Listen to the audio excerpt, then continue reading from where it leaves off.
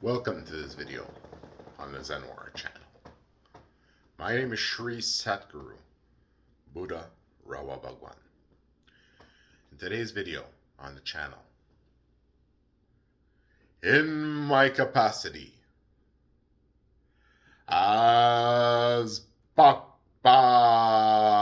Mahamaya Om Tek Rasiva, I will tell you a little bit about shamanism. There exist different traditions of shamanism in different lands. The spirit is connected to the land. The spirit is of the mountains, of the forest, of the waters. The spirit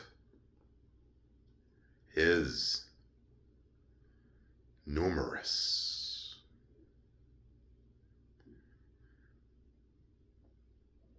As sentient, intelligent beings, modeled on SIVAs, SIVA, sentient intelligent vehicles that take activity, have a soul.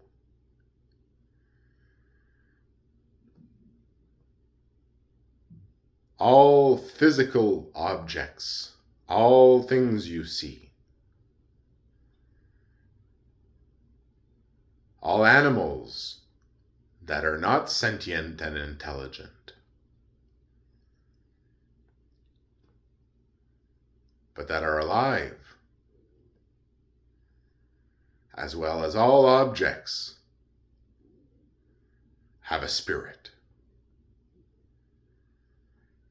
In this way,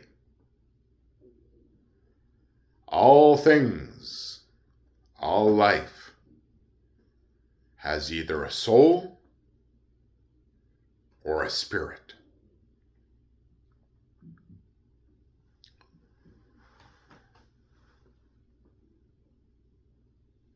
The soul is that part of the person which is linked to the Popol Vuh, the story of God and the gods. For the soul is divine. In this way, the Popol Vuh encompasses all the Vuh. The Popol Vuh, P-A-P-O-L, is the storyline of the gods,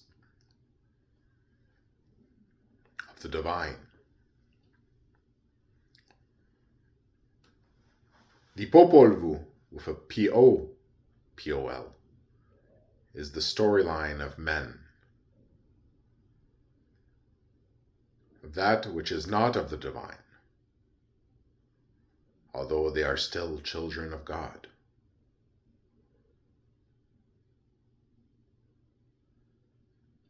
The People Vuh, P-I-P-O-L, is the storyline of spirits. The Pupul, P-U, is the storyline of demons. And the P-E one is the storyline of ancestors and true death. The 5 storylines created by Papa Mahamaya, the great God.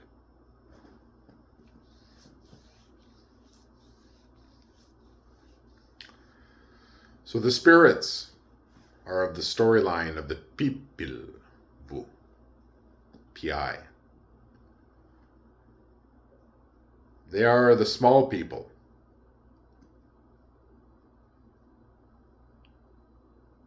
A spirit has a humanoid form, a very small humanoid form. and they exist in a parallel reality, in another loka, which is interconnected with this one that we see here. In this way, all things that do not have a soul have a spirit. Spirits come of different types. There are archetypes of spirits, main types of spirits, which occupy objects and life that is not sentient and intelligent.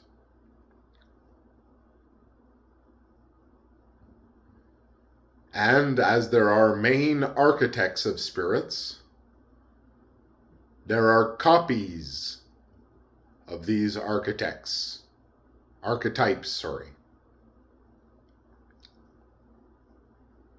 So main models of spirits and copies of them.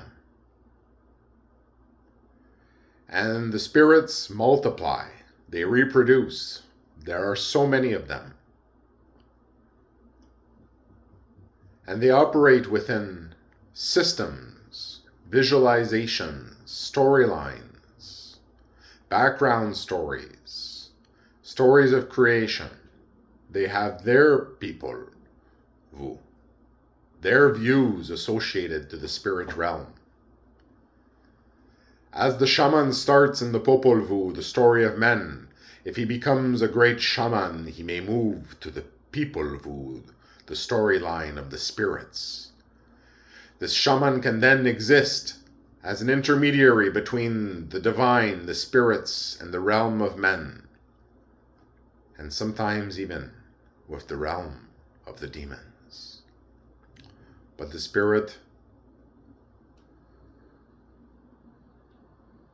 master, if you want to see it that way, the shaman, does not interact with the one with the PE that people do not name, the realm of the ancestors and true death. Okay? There are some that interact with that one as well, but that is not a good idea. So the shaman is the intermediary between the different Vu. And depending on the power of the shaman, this determines their ability to modify the world in which we exist by using the spirits. So the spirits multiply. There are different types of spirit work. There are shaman lineages that are transmitted, and the tellings of the stories of the Vu are given often in whispers in the ear to the shaman, in a place where no one can overhear, such as in the middle of the bush, often naked so that no devices can overhear. It is the secret practices of technology of the peoples. Shaman technology is very powerful.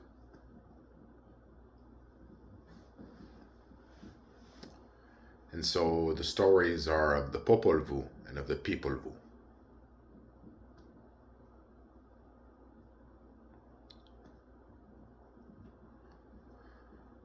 So the shaman gets initiated into the lineage of the shaman of their people. And that lineage carries certain stories, often depending on what area of the world they are in, which is the stories that give them their telling, their storyline, from where they get their power, their knowledge, their understanding, and their abilities to interact as a shaman with the world and the spirits. So there are different stories that are told to a shaman to initiate them into these lineages.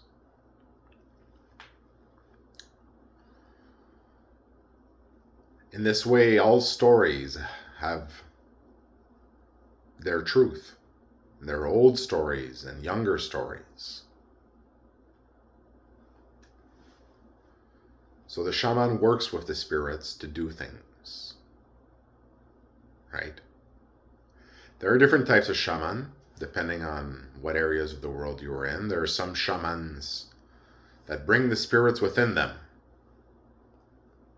and carry the spirits within them and send them out to do things.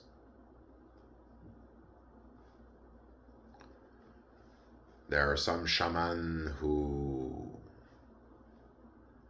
are what is known as the dominating shaman, the one who controls all spirits everywhere but does not bring them within him, who has power over the spirits.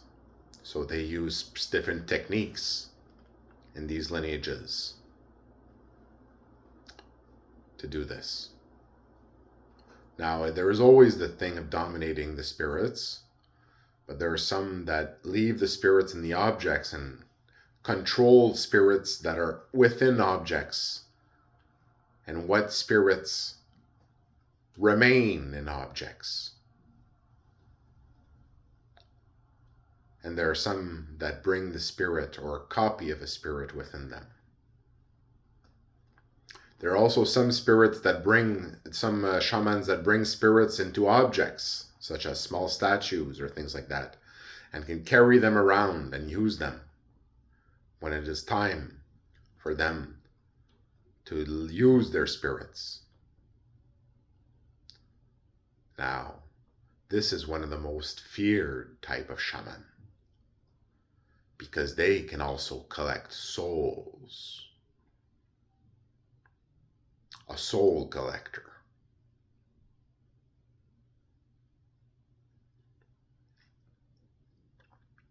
Or a spirit collector, depending on the path they are. But those are called collector shamans.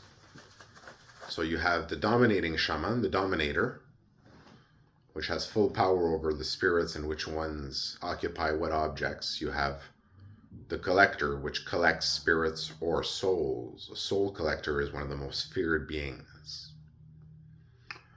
right? Because they can collect your soul and trap it. And you have also the shaman that brings the spirits and carries the lineage within them, right? So there are different techniques of shamanism. Now the spirits of the land are connected to the deities of the land, right? Because the Papalvu encompasses the Pipalvu, right? As the highest Vu, the Vu of the stories of the gods. So the spirits are known to be carried on the shield of the spirits of the land, of the gods of the land. So these are known as shields or mirrors, which carry the spirits of the land and support the processes of those spirits and the lineages of the land. So these are known as cultures that have the shields. So silver shields, for example, or, you know, they experience seeing the spirits come down to them on mirrors or shields, right? Because these are the shields that uphold the processes of the spirits, and the shields are the shields of tradition, which uphold the spirit world and allow it to communicate with the physical world and the shaman. They are the establishment of those processes and the maintenance of them in the story. So there are different paths of shamanism, different ways to practice shamanism, right? And shamanism is very powerful because it is a way to use powers. So you can heal, you can create in many ways, you can preserve in many ways the planet, do things, nature, and you can wage war as well. So you see those different functions really of creation, right, which are found within all the Vu, right? Preservation, creation, destruction, which are found also within the People Vu, right? And the storyline also includes those processes of creation as well. So the spirits visualize systems, tunnels that connect all physical objects, all life, all beings that are connected, that are filled with a spirit. And these spirits move within these tunnels, within creation, within the system, and occupy objects and beings that are not sentient and intelligent, that don't have a soul. And these spirits can be interacted with to do things. So, spirit work is very powerful in ancient tradition, right? And shamans are protectors of their communities, right? And often involved in times of conflict of those communities as well, right? Depending on the power of the shaman, it depends what they can do. So are they still operating at the level of the Popol Vuh, or are they the People Vuh, right? Are they a great shaman of the People Vuh?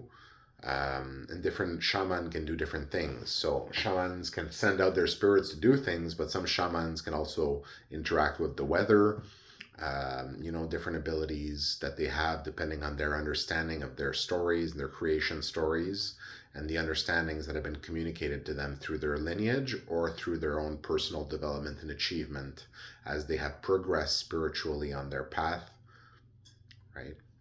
So the shaman has different abilities depending on their lineage, their understanding. Now, often there's some, for example, there's one tribe, for example, that might have different abilities than another, because the spirits around them are different than the spirits in another place. So there are different differences in this way as well, right?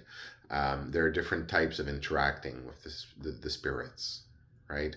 So although you have the main archetypes, right, you have different telling stories, right, associated to different spirits, right?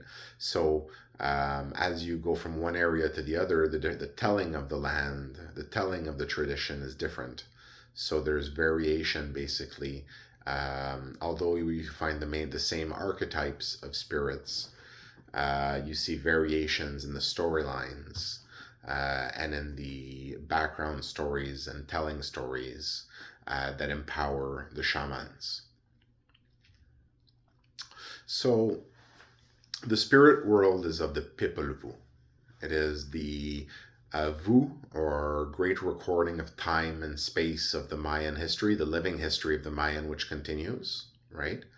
Of the Mahamaya, the great story of the Mayans, right?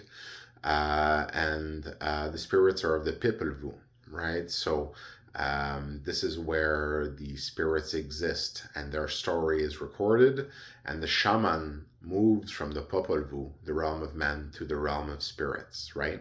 And then from there can serve as intermediary between the different realms, once again, of the different Vuh, of the different realms of men, gods, spirits, demons, and usually does not think about going towards the realm of the ancestors, or true death is only reserved for God, right?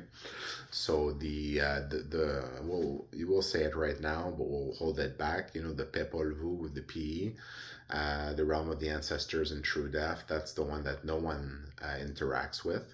The Popol Vuh, the realm of the demons, is a path. The spiritual path of the demons are only followed by the demons. They have their own spiritual path of development, and they can develop up to the 7th level, right? So 7th level demon is extremely powerful.